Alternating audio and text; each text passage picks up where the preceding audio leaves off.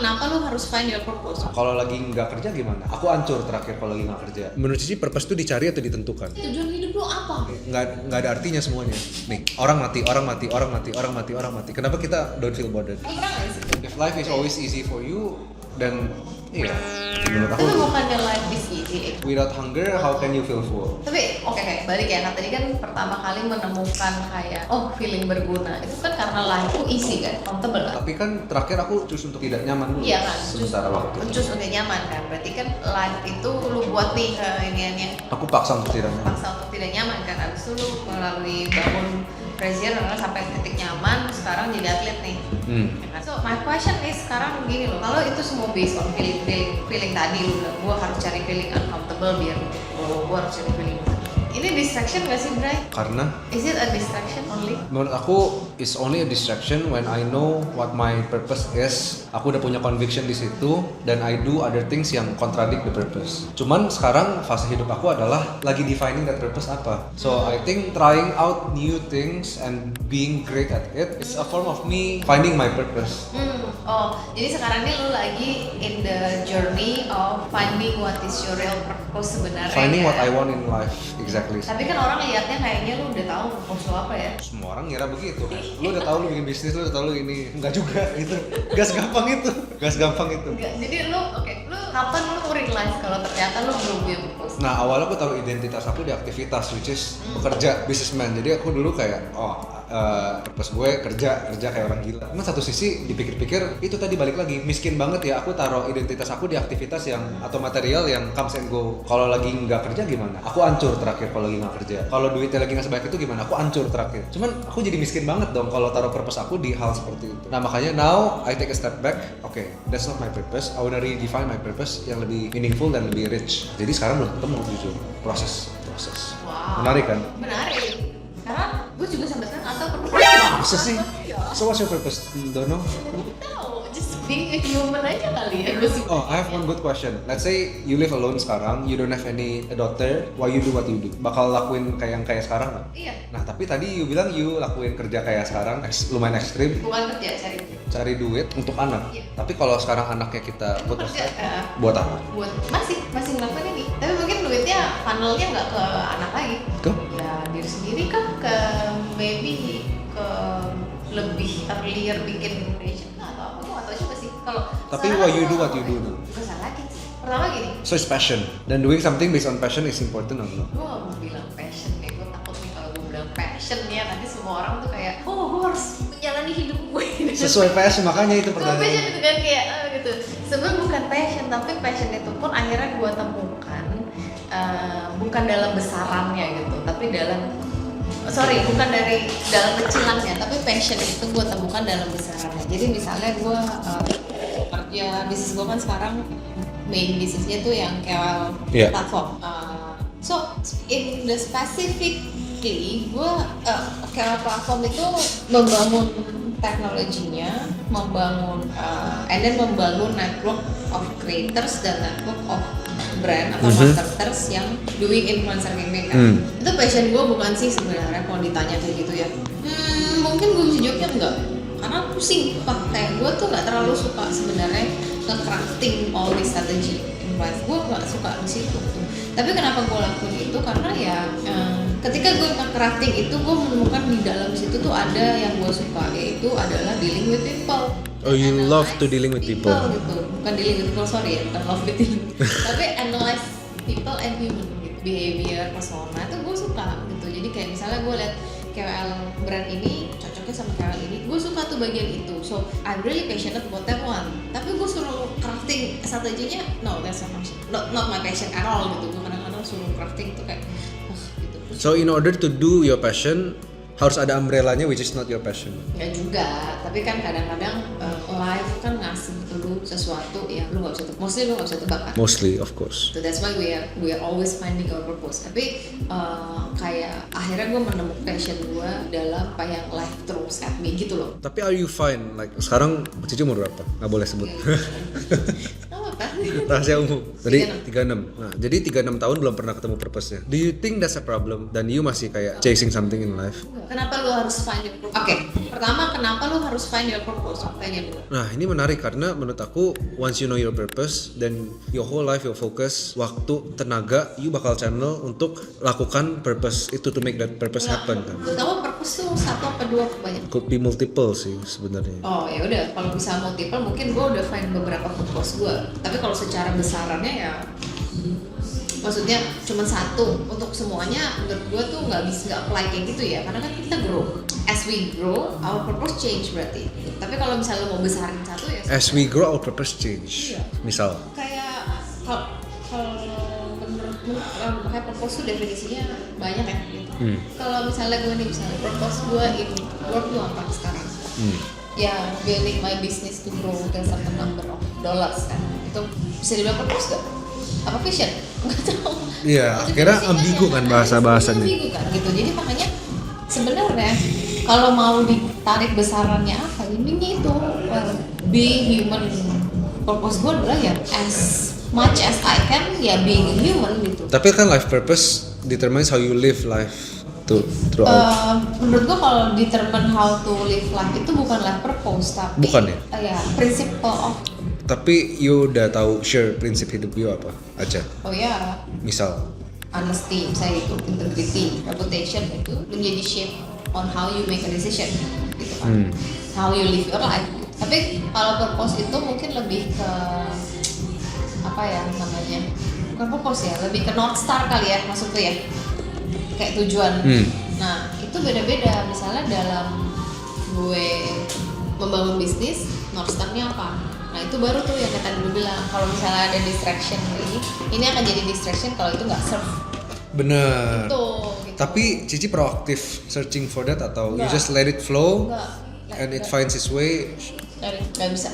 Nggak bisa proaktif search. Nggak bisa. Di pengalaman gue sih nggak bisa karena gue sudah mencoba itu. Tapi do you feel content and fulfill sekarang? Sekarang ya. Why? Hari ini ya, besok nggak. Itu enggak dong. Itu mood namanya. Itu mood dong namanya. Tapi kan kadang-kadang kita kayak gitu kan, maksudnya ya udah konten nih, tiba-tiba nanti besokannya totonya merasa kayak ini gue nggak konten dong. Tapi your definition of feeling content itu apa? Enough. Tapi tadi you mention somehow feeling enough is dangerous. Enggak, bukan dangerous, jadi feeling enough.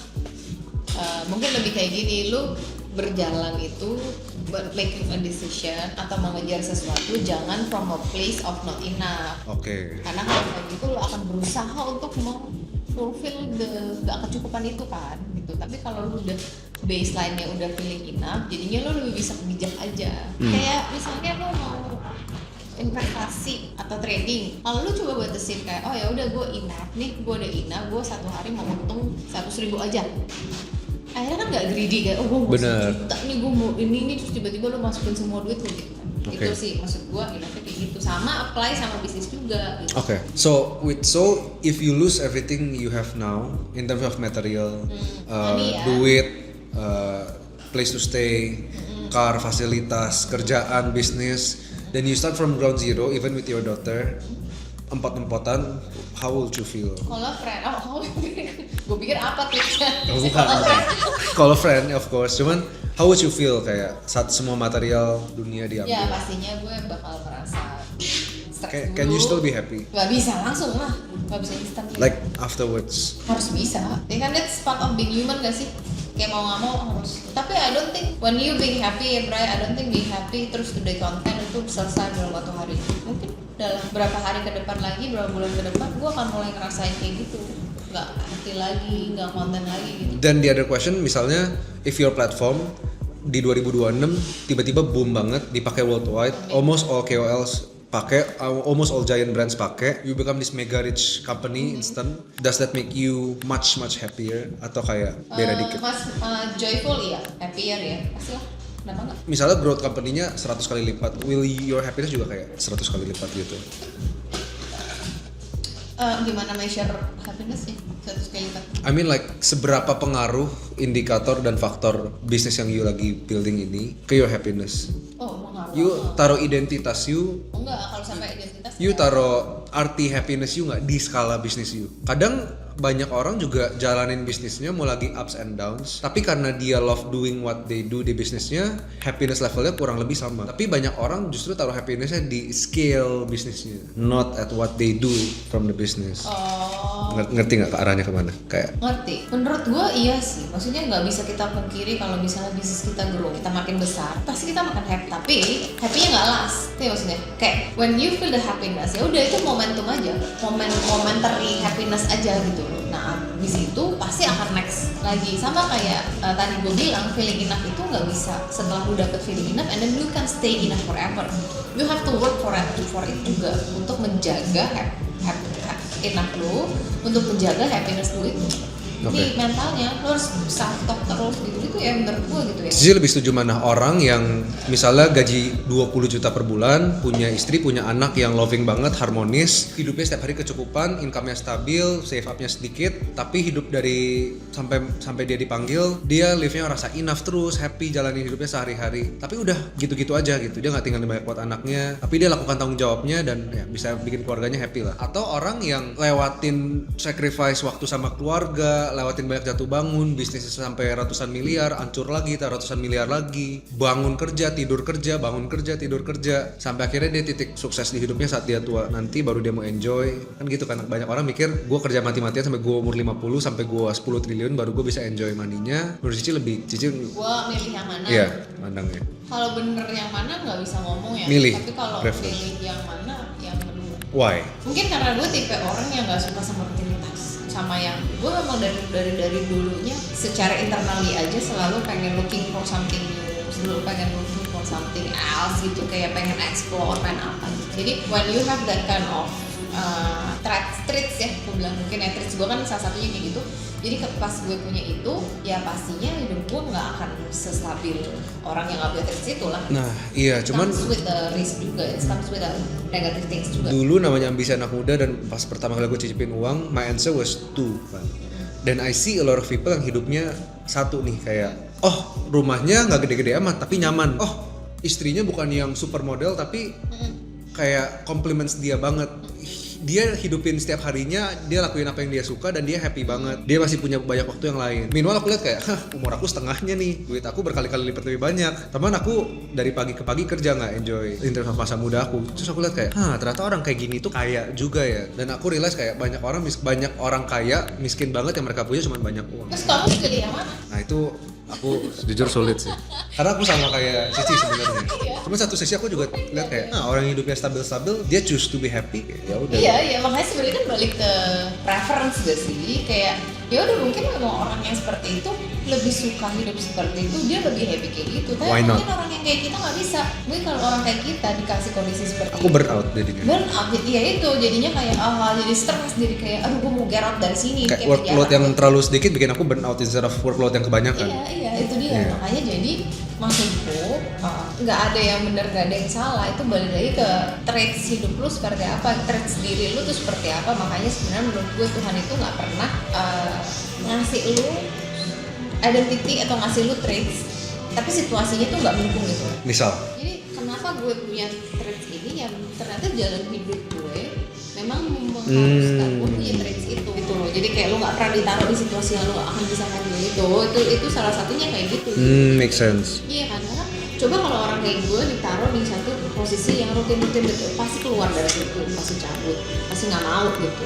Itu udah kayak ya nanti kalau mau ngomong biologisnya gitu kan, jadi udah nggak bisa. Menurut you defining our purpose in life itu something urgent nggak kalau kita belum punya? Why? Soalnya kemarin aku baru dapat point of view, determining your purpose in life is urgent. Menurut gue kalau lu belum tahu purpose lu apa, lu jalan jalan lu aja bentar dulu. Menurut Cici purpose itu dicari atau ditentukan? Ditemukan, fine kalau di gue. Dicari atau ditentukan? Kalau ditentukan kan kita ini gue pilih untuk ini. Kalau yang satu lagi kan kayak Cici lakuin hidup, tiba-tiba dia datang gitu. Dan itu Cici kalau gue itu, jadi lu do it, nanti purpose-nya gitu. Jadi gue nggak nunggu purpose baru jalan, tapi jalan dulu baru.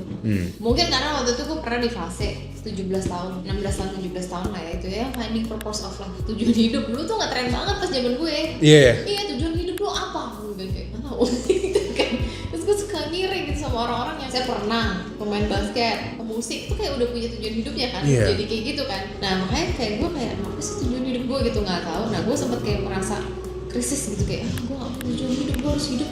Jadi gue kayak terburu-buru mencari tujuan hidup, akhirnya bikin gue stres sendiri. Dan bikin semakin jauh untuk ketemu dan purpose. jadinya makin nunda ngelakuin sesuatu kan, karena takut nih, wah gue kalau jalanin ini sesuai nggak ya sama jalan tujuan hidup gue, kalau nggak sesuai gimana, harusnya lewat sini gitu. Sampai akhirnya gue menemukan shit, karena kondisi juga mengharuskan gue harus jalan aja gitu ya. Akhirnya pas gue jalan, oh ternyata bisa belok kalau nggak sesuai, ternyata bisa kesini kalau nggak sesuai. Dan akhirnya ya pos itu yang narik lu, pos itu yang akhirnya nemuin lu, bukan gue yang nemuin dia gitu. Tadi Cici bilang pas umur 17-18 gitu kan. So, both millennial, Gen Z, boomer semuanya pernah lewatin fase hidup ya 18 sampai umur 30 kan. Nah, menurut Cici bedanya paling signifikan tuh apa sih saat millennials jalanin that stage of life di umur segitu sama Gen Z sekarang saat jalanin that stage of life? Biggest difference-nya apa? Konsekuensinya apa? Kalau dari gue yang gue lihat, point of view gue ya, secara milenial melihat ke Gen Z itu pastinya dari sisi exposure ke mental health gitu loh. Jadi mungkin gini, programmingnya karena society waktu gue itu waktu milenial adalah lebih ke waktu kita muda ya, itu adalah lebih ke feeling itu nggak sematter itu. Maksudnya feelings matter, tapi it's like aduh lu sedih nih misalnya, ya udahlah gitu doang gitu, kayak di diminish gitu, kayak di dismiss, Kayak dikecilin gitu ya? ya kayak di ignore gitu, di sampingin gitu, udahlah kerja aja, udah bagus ini, jadi kayak gitu. Sedangkan kan waktu di Gen Z kan enggak kan, itu jadi sesuatu yang outweigh the intelligent everything gitu kan. Nah jadi mungkin menurut gue bedanya di situ, di approach on things. Gen Z itu memang approachnya tuh di feeling dulu, how does this make millennial, lebih kayak value-nya, bukan value, lebih kayak ya udahlah jalanin aja, inilah life, inilah emang susah, emang lu harus kerja. Tapi lebih meaningful Gen Z yang jalanin dong artinya. Karena they put more meaning into it. Atau enggak juga? Kalau millennial jalanin gitu aja kan mereka jalanin tapi kosong deep down. Just simply jalanin because of jalanin dulu aja. Ya bisa Gen Z dibilang, somehow bisa put more dibilang kayak meaning. gitu. Tapi biasanya yang jalanin karena jalanin mental lebih kuat, lebih nggak quit cepet, lebih kayak bisa ngajak, lebih kayak tau gak sih kayak pakai kacamata kuda gitu, mirip gitu. Oke, sekarang kan Gen Z dikasih standar dan dipaksa untuk kayak mental lu lemah banget sih, kuat dikit kenapa? Atau satu sisi setuju bahwa kayak memang umurnya segitu lah, memang mentalnya lagi proses dibentuk. Kayak mereka nggak harus langsung mentally strong, stable gimana banget di umur 21-22. Itu wajar kok, tapi soon dengan ini mereka harus mentalnya kuat. Cici lebih ke arah yang mana? Kalau gue gini, mungkin kalau lu ngomong sama gue tahun lalu, gue akan di posisi yang kayak aduh, Gen Z ini emang strawberry semua gitu kan, generasi strawberry segala macam gitu kan. Mental lemah, nggak bisa ini, udah kerasin. Tapi setelah gue bekerja sama dengan banyak Gen Z dan menemukan kayak gitu, sampai akhirnya gini, gue sebagai milenial, sebagai leader, itu harus akhirnya leader dari generasi apapun ya, itu harusnya menyesuaikan ke mereka gitu. Karena posisi gue kan lebih experience ya, bukan lebih atas tapi lebih experience. Jadi karena gue lebih experience ya, harusnya gue bisa lebih menyesuaikan, akan lebih mudah juga mengubah diri gue, cara pandang, cara approach dan segala macam ke mereka dibanding Mereka ke Cici. mereka ke gue. Itu udah pasti gitu. Tapi Karena sekarang banyak leaders fails to do that ya. itu udah dari dulu, nggak cuma sekali. Waktu perbedaan generasi antara gue dan generasi atas gue juga gitu, sama kan? Karena itu human, menurut gue itu human problem. We always that's a fail good to point. see from others perspektif. Kita selalu ngeliatnya dari perspektif kita, dari feeling kita, which is understandable karena kita cuma bisa ngerasain feeling kita dulu kan. Yeah. Tapi kita tuh nggak pernah dilatih untuk mencoba ngeliat dari sisi dia. How can you see it clearly when you don't experience it? Justru malah dengan itu you dirugikan. Banyak ngobrol sama mereka, banyak cerita, banyak nanya sama mereka sih. Itu yang kayak gini. Tapi aku lihat generasi di atas justru malah frustrasi dengar cerita-cerita Gen Z kayak, aneh banget sih reasoning lu, aneh banget sih cara pikir lu. Justru semakin mendengar semakin nggak ngerti dan semakin. Itu dia kenapa? Mungkin itu karena gue dimulai dari place yang oke, gue mau denger. Oke. Gitu. Jadi gue ngerasa oke, gue mau denger, jadi lu lebih really listen kan. Bukan oke, gue mau buktiin gue lebih. Iya gitu kan, atau kayak Yeah, sini yeah. debat gitu, bukan Yeah, gitu, yeah. nggak from the place of itu, Yeah. tapi from the place of sebenarnya gue curious gitu loh, lu tuh bisa gini mikirnya kenapa sih, situasi lu seperti apa? Karena kan grow up-nya kalian sama grow up gue udah beda banget tuh gitu kan, belum lagi kena pandemi. Gen Z yang kena pandemi grow up-nya sama Gen Z yang nggak kena pandemi itu juga Jauh. different banget gitu kan, karena keliat juga di anak gue kan SD-nya pandemi, beda banget gitu social life-nya. Nah makanya mungkin kalau misalnya mau jadi peaceful leader lah menurut gue ya, gue nggak tahu good leader atau not peaceful leader, akhirnya ya lo harus bisa mengganti cara approach lo ke mereka. Karena kalau lo mengharapkan mereka ganti, bukannya mereka nggak mau lo, mungkin belum bisa, obviously lo. Jadi you setuju kayak nggak harus sekarang banget mereka menjadi mentally strong, stable. Wajar lewatin season ini. Kenapa dengan harus? mentally unstable. Kenapa harus sekarang? Setuju artinya. Iya. Artinya Cici kurang setuju sama banyak orang bilang Gen Z harus. Kan selalu orang bilang Gen Z harus kuat. Gen Z harus udah mentally stable. Semuanya harus dewasa aja menurut gue, semua generasi gitu. Aku karena selalu bilangnya Gen Z itu Soalnya- bisa, tapi belum tentu langsung. Iya, tapi karena again, makanya kenapa siapa yang put deadline itu, gue nggak pernah setuju untuk mendeadline kayak lu umur 25 harus nikah, lu umur 30 harus sukses, itu tuh gue nggak pernah setuju dari dulu. Dari dulu gue nggak pernah setuju. Why? Karena time proses orang beda-beda ya, sama time frame orang beda. Sama sekarang kalau gue ngeliat besarannya aja, emangnya ada yang dalam satu dunia 25 semuanya nikah, nggak ada juga kan gitu maksudnya. Dan balik lagi gini, kenapa harus gitu, aturan siapa tuh, itu sih yang. Tapi justru Cici setuju nggak apa-apa mereka bikin aturan mereka sendiri. Kayak misal, standar sosial gue harus nikah umur 26. Tapi gue milih untuk nikah umur 22. Standar sosial mikir gue harus beli rumah di umur 25. Gue mau beli rumahnya pas gue umur 35 aja. Gitu nggak apa-apa, make your own rules. Iya, enggak ya, yang jalannya kan nih gitu. Jadi menurut Cici social standards nggak ada artinya. Lu suka bikin ekstrim-ekstrim Maksudnya kan kayak pernyataan ya. maksudnya kayak social standards ini jadi nggak ada artinya dong kalau akhirnya Buat what gue really ya. matters is just your own Buat gua nggak ada artinya. rule book. Buat gua atau buat orang lain. Oke, apa beberapa hal yang kayak rule book Cici yang paling bertentangan dengan social standards? Kayak, Nesha gitu. Social ya itu. Kayak misal social standards di sini, rule booknya di sini atau di sini kan ekstrim gitu. Ya udah harus Apa nikah. misalnya? Harus nikah Hmm. umur 25, 26 tuh. Terus apa ya? Cewek harus di rumah. Standar banget sih gitu. Apalagi kata lu Romi lah, gua nggak tahu social standard apa. Apalagi? Tapi you call yourself like rebellious nggak kayak? Oh dari dulu gua rebellious. Nggak tahu gua. Jadi you're not the typical woman di social standards ini ya? Kayaknya nggak deh, bro. Does it bothers you atau justru on the other hand itu makes you proud? Subconsciously itu bother. Oh ya? Aku kira I'm proud, I'm different Enggak, gitu kayak. consciously I'm not, tapi subconsciously it's bad. You know why? Karena gue notice pernah di fase yang kayak gue tuh nggak mau bergaul sama, gue kan single mother ya, Oke.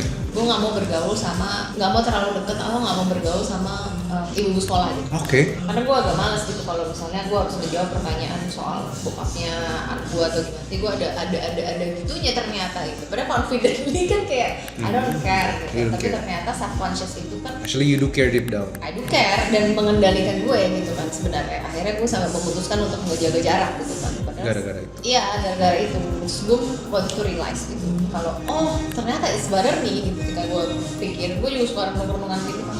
Jadi ternyata memang itu bothers. Being different from social norms bikin you lebih susah nggak untuk accept yourself? Enggak sih, karena menurut gue kalau acceptance itu kan lo harus lakuin. Itu conscious banget. Jadi itu kan action ya. Action ya berarti lo conscious tuh. Tapi mungkin deep down menjadi insecure. The insecure leader. Itu. Apa itu? Cepat lama. Masih milenial nih. Cici bilang the insecure leader. Ya tapi mungkin jadi insecure. Hmm. Gitu. Kalau itunya ke diri gue. Lo pernah nggak insecure? Aku susah insecure. Susah insecure. Susah. Aku very secure. Itu Jadi yang aku banggain. Musuh lo itu ya. Musuh lo tuh terlalu secure. Aku secure banget sih sekarang. Nggak musuh sih. Aku seneng sih jadi orang yang secure. Karena I work for it loh. Kayak every insecurity I work for it so I can become secure. Misal, Ci, lu obesitas banget sih. Lu bakal kira Brian ini agak aneh nih. Karena ya, you biasa aja, ngerti gak sih? Cuman kalau memang ternyata you obesitas, terus bilang, gila Ci, lu kayak gajah obesitas banget. You will feel offended kan? Nah justru menurut aku banyak Gen Z menghindari offended itu. Tapi justru menurut aku if you feel offended that's your insecurity. Ngerti nggak? Kalau misalnya ada orang bilang kayak ya kalau aku kayak misalnya justru aku take that as a self awareness thing gitu. Kayak kalau orang bilang, gila Bray, lu di umur segini nggak guna banget, lu hidup degenerate banget, nggak ada gunanya sebagai anak. Enggak, gue kerja tiap hari, ya gue secure gitu. Cuman kalau gue offended, menurut aku it's a sign kayak, oh jangan-jangan gue memang beneran obesitas, jangan-jangan hidup gue memang beneran nggak guna. Justru aku sering dapat itu dari dulu dan aku udah sadar kayak, dulu gue obesitas ya, oke gue gym, sampai akhirnya gue secure dengan itu. Tapi kan Dulu gue merasa insecure karena aku nggak guna, I work for it sampai aku jadi orang berguna. Tapi kalau itu bukan insecurity dong, Bray. You only be offended kalau ketika insecurity you di-trigger dong. Bukan offended doang, tapi lebih ke security tuh lebih kayak susah sih ya gitu apa ya? Kayak consciously. Not secure kan kayak, aduh, Iya kayak. gue punya this one flaw nih. Iya, lu kayak berpikir, lu kayak very aware on your flaws gitu. Bener. Jadi kadang-kadang, misalnya nih, lu merasa diri lu gendut, padahal orang lihat lu gak gendut misalnya. Nah karena lu very insecure about your body, jadinya lu nggak bisa show atau being comfortable in your body. Bener. Kayak gitu. Tapi menurut aku ya itu extreme insecurity ya. Cuman aku sering ketemuin insecurity and I always work for it until insecurity-nya fades out. Oh, cara lu cope-nya kayak gitu. Justru aku bersyukur aku dapat dulu aku fat gitu. Dan I don't like being fat. I like to being proportional. I like to be aku suka looking good gitu kan. Ya udah I work for it gitu setahun 2 tahun. Ya udah di bulan pertama I feel like shit. Bulan kedua I feel like shit. Bulan ketiga I feel a bit better sampai akhirnya I don't feel insecure anymore gitu.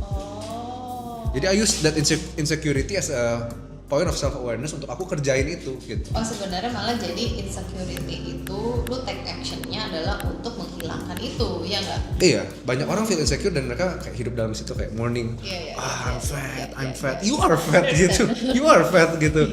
Try just to be a six pack, akhirnya ya sulit lah untuk insecure. Iya, cuma menurut aku yang nggak sehat, misalnya ketika dia udah six pack pun, aduh six pack gue kurang kotak nih, itu udah kayak orang gila lah menurut aku. Iya. Itu kayak udah over ya? Over, Ya. kasihan sih. Cuman I'm very happy that I'm very secure. Tapi berarti ada masa-masa lu insecure? Ada lah, sering lah. Sekarang ada nggak insecure-nya? Sekarang lagi nggak ada apa-apa sih. Nggak ada. Iya. Bosan nggak? Nggak. Enggak. Nah kadang jadinya we keep doing what we do juga based on our insecurity. Kayak aku setiap hari tetap udah menjadi habit untuk jaga makan dan tidak gendut lagi. Karena aku tahu ketika aku gain 3, 4, 5, 6 kilo lagi, I'll be feeling a bit insecure. Nanti lama-lama jadi big insecurity kayak dulu lagi.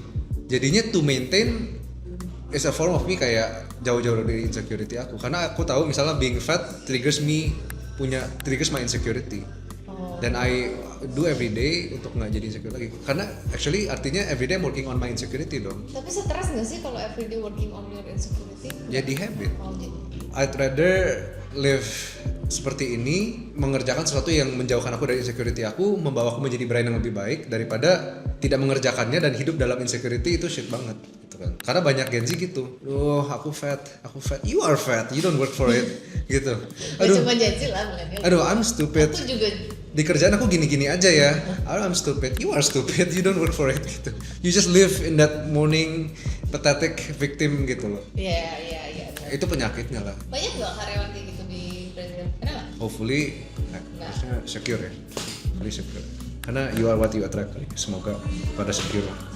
Lu percaya itu? You are what you attract? Somehow lumayan karena kayak a lot of things will come to your life dan it's always balik lagi your decision to choose who you gonna work with, work for.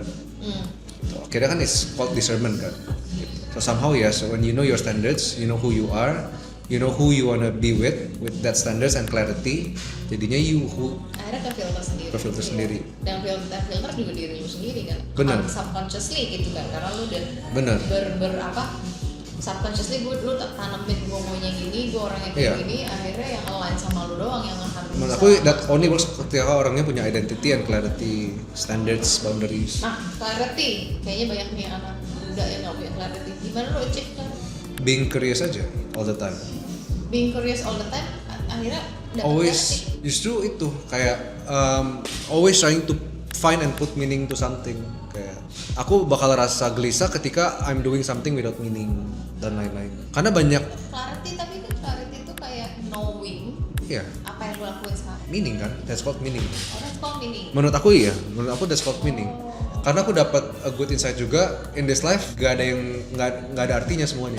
Nih, orang mati. Kenapa kita don't feel bothered? Sampai until one day our family yang lewat dan kita bakal feel bothered karena we put meaning to them gitu kan. Gitu. So I think whatever it is how I put meaning to something, and how I put meaning to something is being curious gitu, kayak being critical, kayak oke, gue mau ngejar atlet ini kenapa? Apakah ini beneran yang gue pengen kejar? Apakah gue pengen buktiin ini ke orang lain doang? Apakah gue pengen buktiin ke diri gue sendiri? Do I like it? Do I what? Am I willing to sacrifice? Itu kan kayak proses finding meaning. Oh, berarti sebenarnya the more you find meaning, you will get the clarity of what you're doing Iya. or in life. Bener. Gitu. Dan caranya untuk jadi kayak gitu adalah mikir terus. Iya. Curious sama diri lu sendiri. Iya, Loh. sama I'm a Itu thinker. susah tapi loh. Gak banyak orang yang curious sama diri sendiri. Iya. Apa ya gue kayak gini? Itu jarang. Jarang kan? Coba. Jarang. Ada nggak yang temen-temen lo yang kayak gitu banyak kan? Gak banyak sih. Mereka selalu motonya kan go with the flow, jalanin dulu aja. Tapi go with the flow kan nggak apa-apa kan. Tapi when you are in the flow, lu tetap kayak aware. Oh kenapa gue kayak gini? Kenapa kayak reflect? Oh enggak dong, aku selalu bilang I am the flow. Oh, you are the flow. I am the flow gitu. Iya dong. Anjir serem banget. Enggak dong, iya dong. Tiba bisa ke bawah lu dong. Yang kalau di sungai yang ngapung sampai laut kan tai. Cuman kan ikan yang berenang berlawanan arah kan I am the flow gitu. I have my own flow. Tapi stres gak sih lu kalau nggak go with the flow? Gue malah belajar untuk go with the flow tahun ini. Tapi kan memang benar sesuatu di luar kendali dan di dalam kendali. Ya, I determine my flow ya, sesuatu yang dalam kendali. Karena bisa aja misal dulu kalau aku dapat small problem, aku bakal kayak asam lambung naik, stres, marah, kesel. Kalau sekarang aku dapat masalah, kan aku ganti meaningnya. Oh, this is an opportunity to be patient. Oh, this is an opportunity to be strong. Oh, ini an opportunity to learn gitu kan. Karena banyak orang resilient karena mereka put less bad meaning ke sebuah problem. Ada orang kayak, bro, my life is so good right now. If something happens, I would be so mad. Karena my life udah perfect sekarang. Tapi banyak orang bilang kayak, in my life, there's no such thing as a problem, there's only learning. So it's a giving different meaning kan. Oh jadi kayaknya definisinya beda. Kalau gua go with the flow is actually nggak memaksakan deadline yang harus kejadian gitu loh. Jadi gua membiarkan karena gua tuh kan orangnya planning banget. Jadi Yeah. kalau ada yang miss the plan, Itu gua akan frustasi gitu. Even baju yang harus gua pakai besok nggak ada. Oh ya? Iya, dulu bisa ngamuk gua satu rumah. Iya, gara-gara baju. Gara-gara baju doang gitu. Itu waktu itu kan sempat when I was younger pasti gue nggak ngeh kenapa gue begitu kan. Dan gue mulai ngeh baru ternyata even I miss one deadline itu tuh gue stres di gue, frustasi ya. Jadi manifestnya anger. Nah, cuman akhirnya gue belajarnya adalah sometimes in life even though you have this kind of deadlines ya enggak sih ya mostly malah nggak kejadian deadline lu gitu. Tapi kalau hari-hari yang lu bisa kontrol kayak lu mau makan apa, mau minum apa, lu mau pergi kemana dan itu adalah ya itu lu bisa kontrol gitu. Benar. Yang aku lihat kayak kenapa aku bilang I don't go with the flow because I am the flow. Karena bukan berarti setiap goal aku harus achieve. There's still failures. Cuman menurut aku is taking extreme accountability in every failures juga. Makanya I am the flow.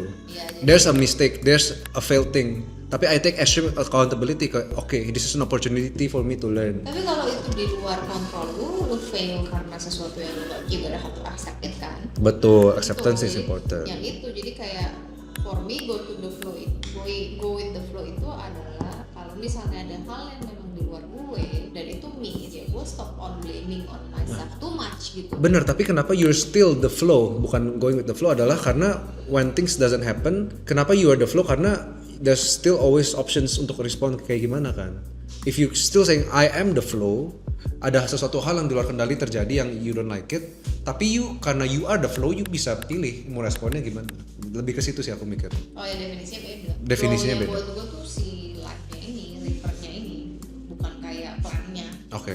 Gitu kalau lo kan di plan kan, Oke. you bisa change the flow gitu, maksudnya change Yeah. the plan kan. Bener. Kalau di gue iya kita bisa change the plan, of course kita menyesuaikan sama. Tapi flow di gue tuh lebih kayak the whole world ini, semesta, waktu, Tuhan, alam segala macam yang itu di luar kendali kita, yang dia sudah punya flow-nya sendiri dan kita harus memang menyesuaikan. Oh benar, kalau ngomongin Iya. spiritual, I am nothing in this timeline. Iya, kayak Iya. tadi gue juga bilang kayak anak-anak yang generasi Z, ya gimana sih kita menuntut satu generasi untuk itu berubah, kan kita aja yang mesti mengubah approach kita gitu ke dia. Betul. Berapa lama udah sejam? Yaudah, Berasa? berasa. Nggak berasa, berasa. berasa tapi nggak berasa gitu Ya, kan. 1 jam. Oke, thank you Brian. Thank you all, semoga dapat insights. Padahal kita ya ngobrol-ngobrol aja. Iya, karena kan ngobrol-ngobrol aja tuh dapat sesuatu ya. Iya. Itulah kebutuhannya. Oke, thank you. Thank you.